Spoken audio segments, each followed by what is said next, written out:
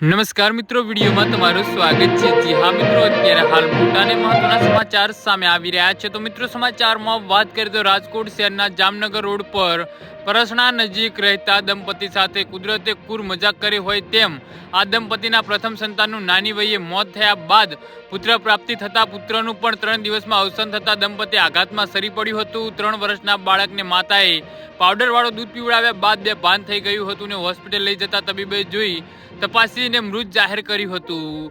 જી હા મિત્રો, અત્યારે હાલ મોટા અને દુઃખદ સમાચાર સામે આવી રહ્યા છે। તો મિત્રો, સમાચારમાં વધુ વિગતવાર વાત કરીએ તો જાણવા મળતી વિગતો મુજબ શહેરના જામનગર રોડ પર આવેલા પરસણા નજીકમાં રહેતા હિતેશભાઈ પરમારના 3 દિવસના પુત્ર લાલાનું તેની માતાએ નિકિતાએ ગઈકાલેની રાત્રે બહારથી પાવડરવાળું દૂધ મંગાવીને પીવડાવ્યું હતું, જે પીધા બાદ બાળક સૂઈ ગયું હતું। 1 કલાક બાદ બાળકને જગાવવા જતાં બાળક જાગ્યું જ ન હતું, જેથી તેને સંઘના હોસ્પિટલમાં સારવાર માટે ખસેડવામાં આવ્યું હતું।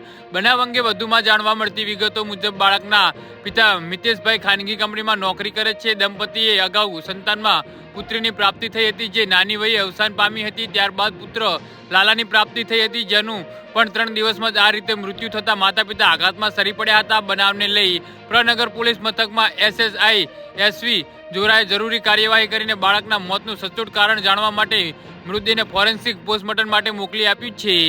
જી હા મિત્રો, તો આના વિશે તમારું શું કહેવું?